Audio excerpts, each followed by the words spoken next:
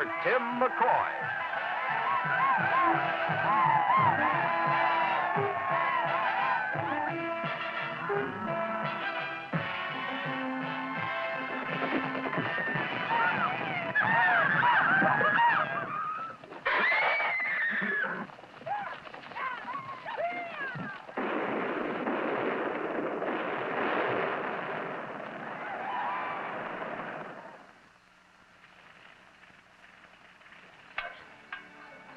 Well, how would a cowboy ever get along without coffee?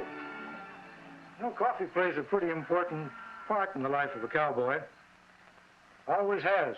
Never forgetting one of these trails we made up to Abilene. One of our fellows came in, full of beans, you know, wanted coffee. Said he hadn't had a decent cup of coffee since he left Texas. So we went into that little restaurant there on the street, and he said, "Do you know how to make cowboy coffee?" The waitress looked at him. She said, "Why, we make very good coffee here, but what do you mean cowboy coffee?" "Well," he said, "if you don't know, I'll tell you. The way to make cowboy coffee is to put that coffee on the stove and you boil it for 2 or 3 days. Then after you've done that, in order to sample it, you take a .45 bullet and you drop it in the pot. And if that bullet sinks, well, you just put it on the stove and boil it 2 or 3 more days. And lady, that is cowboy coffee." So that's just about what you're up against. Well, this isn't cowboy coffee, but it's awfully good. Now, by the way, some of you fellows have been up this trail before, I know. Some of you have gone to Caldwell. Others have gone on the trail herds to Abilene. But this time we're going to trail a little different. Going into a different part of the country. Now, you know how I am about maps. I suppose that's that old Army training. Anytime we start up the country, I want to be sure and have a map of the country so we know just where we're going. It was all right on those first trail herds that came up. All they said was, point the tongue of your wagon toward the North Star, head out, and then point the cattle right after it. Head them north and you'll hit Kansas. Well, now things are happening up in this Kansas country that we hadn't looked for a few years ago. And let me show you what it was. Here, I'll take this map that I've got here on the mess box. Now, there's the map that we used to go by. When we went on up here, trailed all the way across the Indian nations, across the Canadian River, the Cimarron, up through Caldwell, and on to Abilene, Ellsworth, and Hayes. Well, there's changes taking place in the country now. There are other railroads building in. So this time, we're not going to follow that old Chisholm Trail. We're going to take these cattle we've got in this herd, and we're going to cut right across here, right on up west of Camp Supply, and we're heading for a new town. It's called Dodge. Now, I've got a map of that country here. I thought that'd interest you. As I said, we're not going to follow the Chisholm Trail. We're going to head up here to Dodge City. Now, that's just outside old Fort Dodge. And the reason of that is, here was where all the trail towns were, on the Kansas Pacific Railroad. But now there's a new railroad. They call it the Santa Fe. It's building down from Kansas City on west, and they've hit a place called Dodge City. That town has been built up there, and you see how much shorter it is for us? We don't have to go clear on up here to strike that Kansas Pacific. We're going to catch them all right here. Why, it'll save us better than 100 miles trailing. So Dodge is the place, and that's the place we're heading for.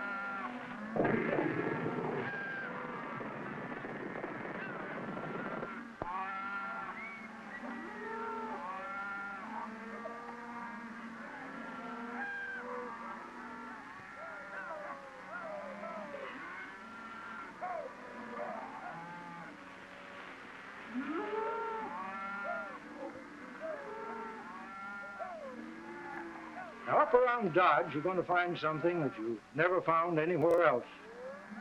It's going to take us weeks. I've already sent ahead, ordered cars. There's going to be trail herds camped all around Dodge waiting for these cars. When they step aboard those cars, they'll weigh more than they ever did when we left Texas.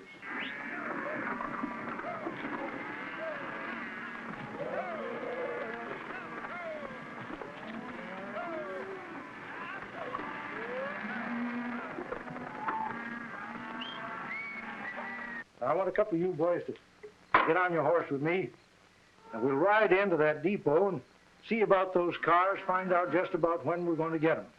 Come on along, I'll take it.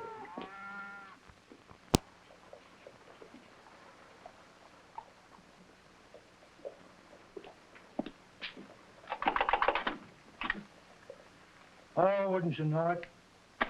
Supper time. Of course they wouldn't be here. All gone over to put on the nose bag, I suppose. Well, I can't say that I blame them. You know, they've got a fellow called Fred Harvey that's built a new eating house here. The greatest thing west of the Mississippi, they tell me. Not only that, but from what I understand, that he's going to build a string of these eating houses all along this railroad. A smart fellow, too, he was, because here's what he did. Of course, we know, coming in here to any of these towns, how awful the grub was. It's bad enough with our chuck wagons. But when you come into some of these towns, brother, well, this fellow Harvey has gotten away from a lot of that.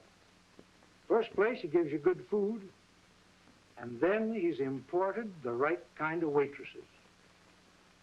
And that makes a difference. Well, rough fellas like ourselves, when we've been living for weeks and months, following a chuck wagon, eating roundup cooking, and then to come into a place where a dinner is put out before you by an attractive, good-looking, well-mannered young lady, well, he's going to get our business. They tell me that he's had quite a time, though, with these girls out here, because, number one, when he picked them, they had to be attractive, they had to have good character, they had to be fine, upright girls, and when he brought them out here, he put them in dormitories almost like convents. He's got a matron that looks after them. Their uniforms have to be kept. They've got to be tidied up every minute, and they've got to be well-mannered. Well, you know how long they're going to last, don't you? Every wild man that comes in out of the hills or up the trail is going to try to marry one of those girls. Now, they've got the pick of the whole country. Not that that amounts to very much at the present time. But one of these days later on it will. And as these girls marry and settle down, you realize they're going to be the fine womanhood and the backbone of this West. Oh, he's got quite an idea. I don't blame these fellows for going over and closing up shop and eating. I think I'd do the same thing myself. This town, you know, it's beginning to change a little bit even now, as early as this is. This used to be pretty wild. When the fellows came up at the end of the trail, moved in here, this town became wilder than all those up north there. Ellsworth and Hayes and Abilene. They killed so many men in here with their boots on, hauled them out there, and they've got a cemetery just at the edge of town. They call it Boot Hill.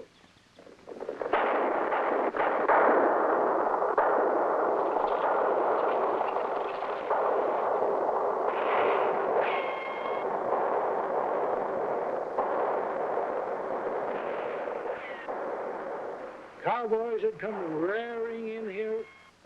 They'd fight it out in the streets, gunfights every day and every night. And then they imported a few marshals. And they've got some fellows here now that really have curried this wild bunch right down around the hops. They've got a town marshal, his name is Wyatt Earp. The county sheriff is named Bat Masterson. And then he's got a deputy called Bill Tillman. And I want to tell you something.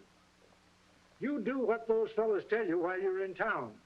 This fellow Earp, he isn't as quick on shooting as Wild Bill and some of those other fellows, but he can pull that long-barrel Colt six-shooter of his and bat your ears off with it before you can say scat. So when you get uptown, you'll see a sign around the saloons that says, check your guns. Well, you want to do it.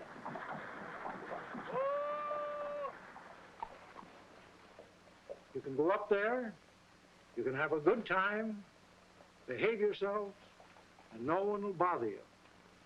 But don't tangle with Wyatt Earp, or he'll pull that six-shooter and bend its barrel right between your horns. Well, just remember that now. This country's changing a lot. And mark my words, there'll be cities built up right along these railroad tracks one of these days. Of course, you may think it's very far-fetched, but it wouldn't surprise me if one of these days we even got railroads way down into Texas. Now, go on uptown, have a good time if you want to, but remember what I told you about checking your guns, because if you do that, obey the marshal's orders, then as the engines down there say, everything will be washed in.